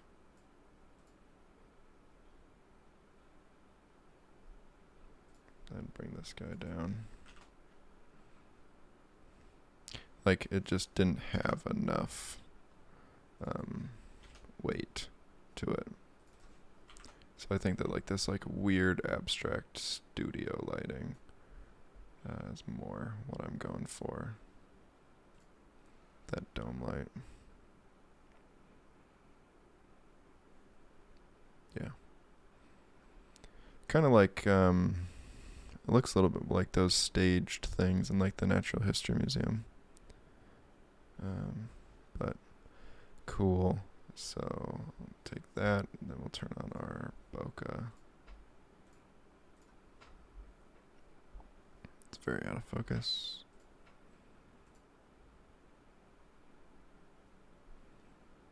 Yeah, I'm okay with that.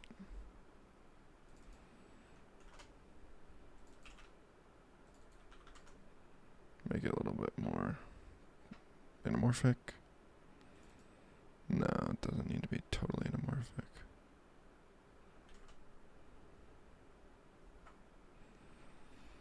And then just add brute force as secondary. 1024. Go like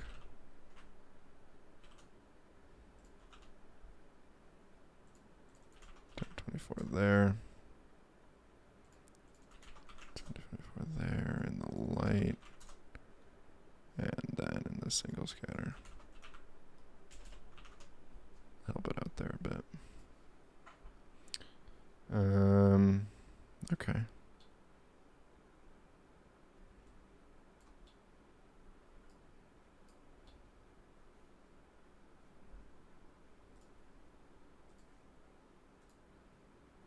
Cool. And I'll render that out. Then we'll do a little bit of post on it. Save it first. Wonder how long it's going to take to render.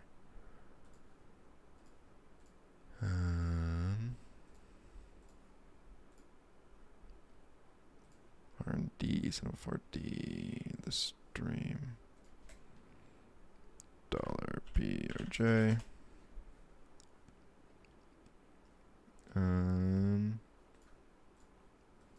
Yeah. 1920 by 1080 current frame, that's all good. Check that out.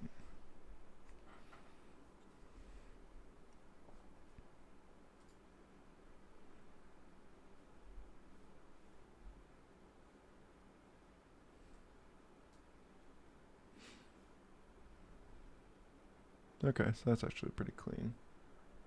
It's a little grainy in there, but cleaner than I thought it would be.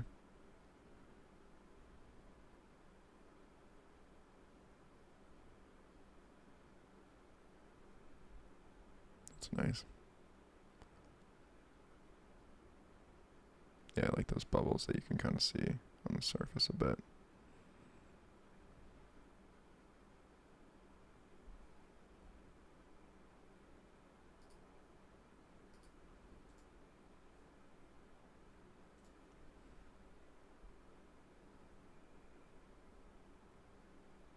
I'll start doing our little comp in After Effects, and we're going to call it a render. Haven't posted a render in a while, so this will be nice to be able to actually post something.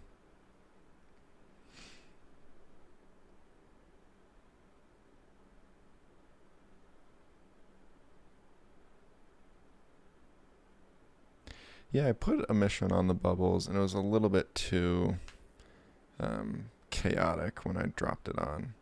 It was just like too much noise. Because like the SS looks like best when it's like hit from one direction, so it like is able to scatter throughout it. But when there was like a mission inside of the SSS, then it like there wasn't enough. There was too much visual noise. But yeah, I thought that it would look cool too, but it didn't work out. Okay, almost done here.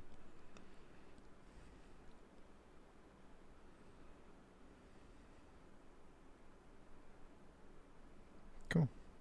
It's not too bad of a render time. Close this, close this. And we can open up.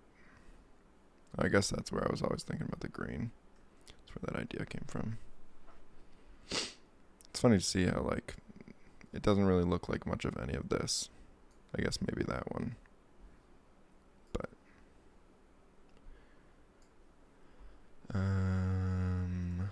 let's bring in our render.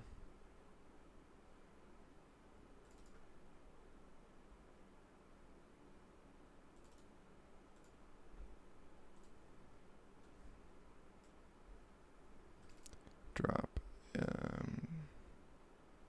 some grain on it.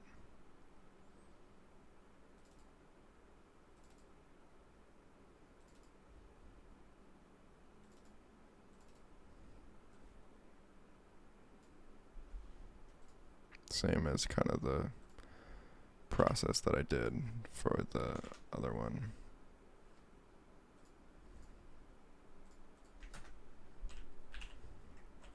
Gaussian blur to get some of that crispiness out of it. Duplicate. Go to hard light. 10%. It's nice. Gonna add a vignette to it.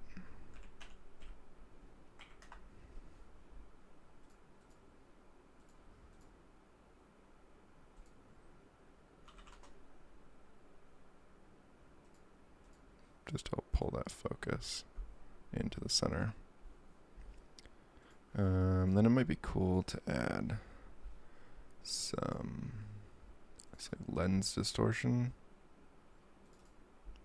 Has really cool stuff that really quickly kind of gives some nice ambient lighting to it. So it's this sort of stuff. And I like throwing these on stills because it really helps make it feel like less flat. So just gotta find a good kind of ambient frame. It doesn't have too much like detail in it.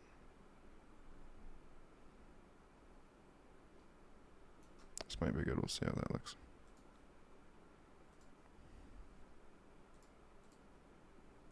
So this is just nice to kind of punch in. Might tone this one down a little bit and then go in and tint it closer to our green.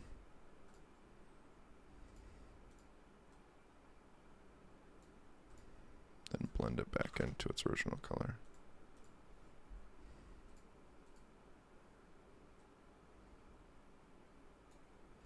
Then I'll do this again. And just find another ambient frame, maybe one that's more left. We can add to the left. Yeah, so just like that, like little amount of glint. That will look nice. Maybe this one will be more blue.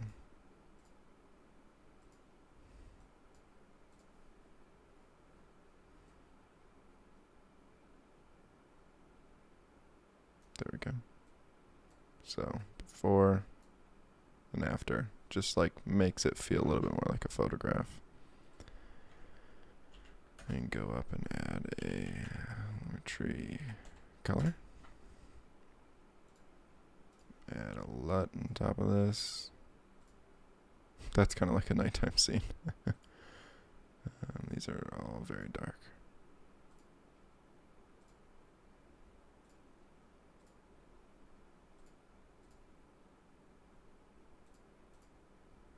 That's kind of cool. It's a little heavy-handed. But maybe if I just bring down like 35% and then skew it a little blue before the light gets in there.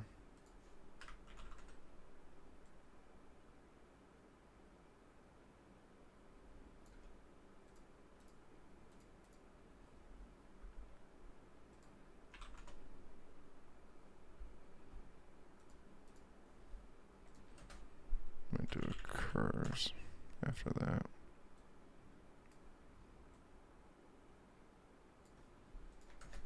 Then just a levels check to maybe bring up some of the lost whites in there.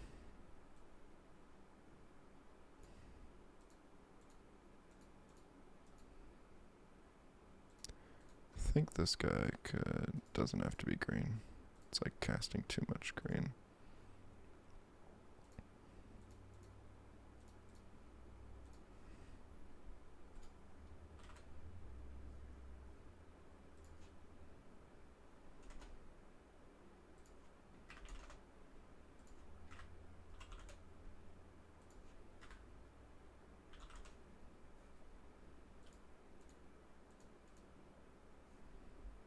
Okay. It's interesting. I'm not totally in love with that color grade on top, but it's not bad.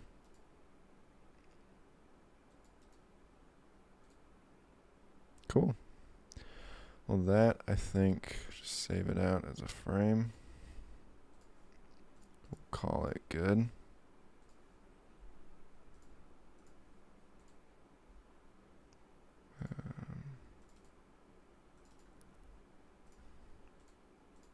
Oh, that was our prop scene too. Did everything in the prop scene. Cool. Well, that is it for that render. Fun little SSS challenge and just general kind of digital sketch. Thanks everybody for stopping by and watching. This Saturday, hopefully we'll have an interview with another artist, and I'll update on my Instagram story about that if that is happening. And if not, then I'm planning to do some photogrammetry workflows in Houdini, a little breakdown of that. Cool. So thanks for stopping by, and I will catch you in the next one. See ya.